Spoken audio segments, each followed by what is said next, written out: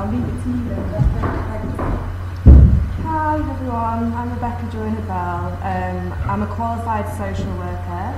I did history and politics at this university from 2007 to 2010, and then went straight on to the Masters, which is a 2-year Masters in social work, and graduated 2012. And I'm currently doing a PhD in criminal justice, but not at Sheffield, unfortunately. But I noticed that you said we were going to talk about social care and social work. Social care is very different to social work in the sense that you don't need a qualification. Anybody here could go out now and get a social care job if you've got kind of the right skills and attitude in terms of wanting to help people. Social work is different because you've got to do a grueling 2-year course minimum where you learn law, you learn theory, you learn all these different skills, and the qualification also means that you're going to be on a higher pay grade and more likely to go up into management. So I'm going to talk about social work because that's more of the profession rather than social care. That's all right. Just a bit more about me. I'm currently working in London. I'm a gangs worker, so I work with young people who are in gangs in London, as it says on the tin. We're called the Gangs Unit, which is genuinely abbreviated for G Unit, which is the most embarrassing thing in the world. So yeah, I work with anyone from 10 to 25 and we work over that. Before I did that, I only started that in November, I'm still alive, I was working in Roundabout, which is a local charity, which works with homeless young people aged, it does 16 to 25, but I just did young people coming out of prison, so 16 to 18, putting them in housing, trying to get them back on track. And before that, I did 5 years volunteering with Sheffield Youth Justice Service, which I'll talk a bit more about. I'm also, part of my social work thing is writing, so I write for the Social Care Network on The Guardian, just really gobby basically. I'm like, I think this, blah blah blah, about social work, write about gangs. I blog for the Social Work Helper and Jobs Go Public as well. I'm also on the Professional Assembly for the College of Social Work, which is the governing kind of body for social work. They decide policy. And I'm on Basil's Criminal Reference Group, which means I get to go to the House of Lords every month and tell them what I think about gangs, and that's policy stuff as well. I think that's me done showing off now. So, first question I was asked is, why did I choose this type of work? It's not great for me to stand here and say to you all that I actually never particularly wanted to be a social worker, but it's true. Like, it was never, I wasn't 5 years old and thought, you know, when I grow up I want to be a social worker. No 5-year-old thinks that. It would be a bit weird if they did. It was just kind of an organic process. So basically, I just always wanted to help people. There's this quote. Stuff like this. I've got so many tattoos of quotes on my body, like inspirational quotes. I'm one of those people. The whole idea of helping people solve their problems, doing human rights work, doing charity work was exactly what I wanted to do. And social work kind of just filled that role. I want to change policy around youth justice. Literally, as simple as I just wanted to help people, and this came along. And I remember the exact moment that I knew that I wanted to work in a caring profession, because it was in year 9 at school and we were having a careers talk like this. And a woman from Bernardo's came in and she told this story about a boy called Declan who was 5, and he was living in a council block in Bolton. And he used to come down every morning to breakfast club where they'd give all the kids free breakfast. And they started to notice that he was coming in a bit messy, his jumpers were back to front, and one of the workers asked him, you know, why are you so scruffy, what's going on? And he turned around and said, Mum's having one of her long sleeps and I can't wake her. And it transpired that his mum was a heroin addict, and after injecting she'd be passed out for 24 hours, and this boy was used to this. So Bernardo's workers, who were social workers, went round that day and found his mum was dead, and she'd been dead for several days. And I just remember finding that so shocking. Like, I was in floods of tears and the careers talk, my friend was like, hold it together, it's so sad. But then they talked about the work that Bernardo's social workers do in terms of getting him back on track, sorting his life out. They got him a foster placement, and then the last slide is him all happy and smiling with his new family, and it was a massive cliche, but I just remember thinking that is what I want to do for the rest of my life. So from 14 I was kind of set down that road.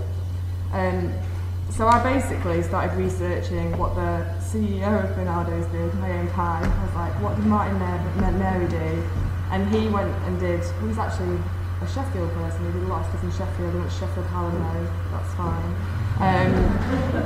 Not an issue. And following his footsteps, and the rest was kind of an organic process. So I started looking for volunteering opportunities, and the first people who emailed me back were Sheffield Youth Justice Service. And I remember telling my mum and dad that I was going to be working with young criminals, and they almost had a heart attack. They were like, oh, brilliant, really happy for you. In fact, like every new job I get, I swear my dad's going to hit me one day. Because when I was like, oh, I'm working with gangs in London, the look on his face just wasn't worth it. I was like, you'll be okay. But yeah, I did volunteering. So I volunteered as a mentor with young offenders, which you can all do in Sheffield. Go into custody suites. So when a kid gets arrested and their parents are just sick of it and going, I'm not coming to the custody suite with you, you go and sit there and be the appropriate adult. That's available for anyone to do. Different things, education, and it kind of spiraled out of control basically. And that's when I decided that I wanted to get really good, because youth crime completely fascinates me, and the kids I met through volunteering just hooked me into youth justice and serious youth crime specifically, because I remember one kid that really stuck with me was just being an absolute nightmare. Like we ran this summer course, which was like an arts programme, and this 17-year-old was just lying across the seats, refusing to get involved, being really gobby, and he was that close to punching someone. I was like, right, come with me, he needs to calm down. Sat him down for half an hour, and basically I was like, what is this attitude about? And it took him half an hour to tell me, but the night before, he'd watched his dad try and drown his little sister in the bath. And I was thinking, yeah, I'd be pretty annoyed too if I'd seen that. And even though the crime he committed is awful, I started to learn more about his family, and that made sense to me. Actually, I probably would be kicking off too. And so it's trying to find the causes behind it that really hooked me. And the woman who was running that course was like, if you want to get really good at helping young offenders, you've got to do social work. So I looked at the social work masters at Sheffield Uni, which happens to be the best in the country, and I really like DQ, so I just stayed here. I was like, okay, this works out for me. So I applied for that course, got on, and from then you kind of just learn the skills and the theory and the law. And on the course you do 2 placements. So you do the first placement, ideally, is in a voluntary setting in a charity, which is where I worked with homeless young people at Pitsmore Youth Housing. And the second placement is statutory, so you can do child protection or whatever, but it has to be in a council setting. And unsurprisingly, I got youth justice, so that's where I ended up. So that's how I got to where I am. A typical working day. I think the most important thing for me to get across today is that social work is not child protection. I think a lot of people just hear child protection and think they're taking kids off their parents and blah blah blah. No, basically social work is all these things. Wherever there's an opportunity to help people when there's problems, that's the social work role. We've got child protection, fostering, gangs, refugees, disabilities, you can read all these things basically. Whatever you want to do, there's probably a role if it involves sorting out human problems. On the social work course, you are trained with a core set of skills. So the first thing you have to pass is your law exam, which I'm not going to lie, I scraped by because I struggle with law. But you need to know your law inside out, because you are going in, and if you do decide to go into child protection, you need to know your section 42, where you take the child off them and things like that. You've got to be at the top of your game, and especially with youth justice and gangs. The stuff I know about ASBOs is just disgusting. Like, I don't need that knowledge in my head, but you need to know so much law. So you do your law exam, and then you go on a 100-day placement where you get your skills and you learn about theories and you learn about attachment theory and things like that. So it is a very academic course, which threw me off a bit because I thought we'd just be working with kids for 200 days, but there is a lot of academia. This is so cringe, this picture. I apologise. This is from a campaign called Frontline, which I'm not making any comment about, but it's campaigns like this where they try and sell you a typical working day for your social worker, where you're sitting with an inner city youth having a nice chat about turning your life around. It's not really like that. I mean, there is that, but there's more to it. You don't just sit on a curb for like 12 hours a day going, come on kids, pull it together. But it's just really cringe. I don't know why they do it every time. So for me, and for every social worker, I don't think there is a typical day, and it is one of those jobs where it's just crisis after crisis after crisis, especially, I mean, I can only tell you working with like young criminals and gang members what my day is.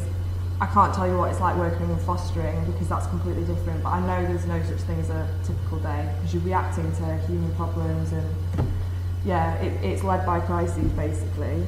But I think a day for me would be going into the office, turning my phone on, turning my emails on, having a little breakdown about how many there are. But then you get emails from people, other social workers, schools, the kids text you saying, oh, I want this, I need this, if there's been a problem the night before, you've got to deal with that. As part of my job, we get emails from Trident, which is the main police organisation working with gangs. We also get emails from Channel, who are the people who work with fundamentalists and terrorists, which I didn't realise was part of my job description until I got there. But yeah, we have to work with people who are at risk of terrorism as well. So you're working with all these massive government bodies as well. So you deal with that emails. I always set an hour in the morning to effectively do nothing, which looks ridiculous on your calendar, but there will be something to deal with. A young person will have a crisis, a young person will be in court, and you need to give yourself that breathing space because if you've got appointments all day, it just throws everything off. So there's an hour breathing space, and then for the rest of the day we'll be attending different appointments, either at meetings, all the boring stuff is like the meetings and professionals. The good stuff is group work, so you get 15 really leery, angry teenage boys in a room and get them to talk it out about drugs and why they're drug dealing. We also do outreach work where I actually do this, sit in the middle of the state till at 10 o'clock at night and try and engage young people who are out on the streets, clearly drug dealing, clearly carrying weapons. That bit's quite fun. We also do one-on-one work, so if a young person's had a really bad day or if they're at a particular risk of something, so in London we have a lot of issue around weapons obviously, we'll do one-on-one work with that young person about weapons and it's a very real discussion with them and it is quite amazing to like sit and listen to those conversations and the description of what it feels like to stab someone and how they're dealing with it psychologically and working through all of that stuff. So it's pretty emotionally intense as well at times, but it's an amazing experience when you do that one-on-one work. With obviously the end aim of them not stabbing someone, that's clear. We're not just sitting and talking about it, there is a purpose. What I enjoy about the job and what is challenging kind of stems on to that. So it would be unfair for me to not be honest about just how difficult it is emotionally. I think because we are dealing with, especially in child protection and in violent crime work, you're going to hear some really horrible things and on a weekly basis. I mean, since starting this job, 3 of the young people I work with have been murdered and that doesn't go away and it does affect your relationships. If you're not really strong about keeping yourself to a social schedule, so you go, I'm going to turn my phone off at 5, I'm going to switch off, then it will start to eat at you because, I mean, I've had a disclosure at 3 o'clock on a Friday from a 9-year-old boy who told me that his stepdad was raping him every time he was having a bath. And then I'd planned to go out with the girls that night and I'm sitting there and they're drinking their wine and I'm thinking, I can't stop thinking about this. And obviously you can't talk to your friends about it, so you're just a massive killjoy. You're like, what's wrong with you? And it does have a big impact and you've got to be really strong with yourself, which is something I'm not. But it is a skill you can learn. So I think you have to be honest with yourself about your resilience and what you can take and can't take. Because the stuff you do in social work is the stuff that makes the news. So it's the sexual exploitation. You're going into houses, you're seeing children who are being raped, who are being abused. You're going to hospitals. I have to hold the hands of mothers when their kids have just been shot and sit in hospital with them. And it has a bad impact. Am I selling it for you? That's the bad bit. Cool. And I'm not actually selling my book because I'm not getting money for it yet, but that's fine. But I wrote about all the experiences, both good and bad, dealing with it, and this is what this is. It's meant to be funny, probably isn't. But it's not a theory book, it's just being really honest about what it's like when a young person is sexually exploited, what it's like when you walk into a house and the girl you work with has just been raped. So this is a fun read, but that sums that up. The good part is, the good part outweighs the bad part. There's nothing better than knowing that a young person who has been raped or has been shot or who would never ask for help before knows that they can text you or come into the office and go, Rebecca, I've got a problem, like I want to sort it out. And on various occasions, when I was working at Pittsmore, I stopped a 21-year-old from stabbing himself to death. And I remember walking away, and I was 21 at the time as well, walking away being like, God, I've just saved someone's life. Like, the buzz you get from that is just the most incredible thing. And I actually saw him today, and he's doing really well. And I can't explain that feeling to you. There's nothing that can sum that up. But it's also the little things as well, like when kids just come in, it's the relationships you build with the children. These children, especially young offenders, don't talk to anyone. They don't want anyone in their lives. They don't need help. But I've got one of the biggest gang members at the moment who won't engage unless he wants his trainers lacing. So he comes to the office like, where's Rebecca? Like, she's in her office. He's like, right, I need us to lace my trainers. Because I've got to do it in a specific way. And I was like, how do you know I'm going to lace them right? He was like, I can just tell. Like, okay. So I'll take my time lacing them and you can have a conversation with him. And it turns out that this big hard gangster is actually facing some problems, like his mum's got bipolar, and it's little things like this where you can start to worm your way into people's lives and build up these relationships. So if you like building relationships with people, it's the perfect job for you. Obviously, in fostering, it must just be the best feeling because you're putting damaged, really vulnerable children into happy homes. So, all the things I mentioned before, refugees, asylum seekers, there are going to be so many positives, and you do, on a daily basis, make positive change. You might not believe it if you were relying on the Daily Mail, but people are grateful for social workers, especially if you work in mental health or older person services. It's nice to have someone there who, like, the family can talk to if they're struggling with how to care for their parents. So in that sense, there are so many positives. What to do next if you are interested in social work? You need to volunteer as much as you can. Like, if you go, right, I want to work with refugees, I want to do asylum work, you need to find an asylum charity to work with and make sure you are put out for it and it is something that interests you, because like I said, the only thing you can't anticipate is the emotional impact of it. So do as much volunteering as you can. Research jobs. I didn't know sexual exploitation worker was a job until I started researching halfway through my masters. So now I'm working with gangs and sexual exploitation. So whatever it is you think you want to do, Google it and there's probably a job for it. Find who's doing your ideal job. For me it was Martin Mary, just following the footsteps basically, whatever they did. If the path's been done, it's a clearer path. So talk to people do what you want to do and see how they got there. There are different courses. There's the masters. There's also a thing called Frontline, which is like a fast track. I think if you get a 2-1 or above, that's a year course, so you can do it a bit faster. It's a bit controversial, but I'd research it if that's something you're interested in. Read as much as you can around the area. So if you want to do child protection, read about child protection deaths like Baby P. Make sure you know what the issues are.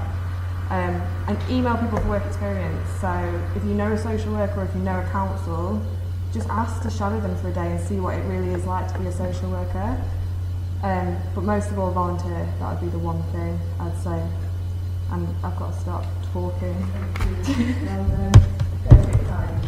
Oh, and if you want to tweet me or have any questions, that's me.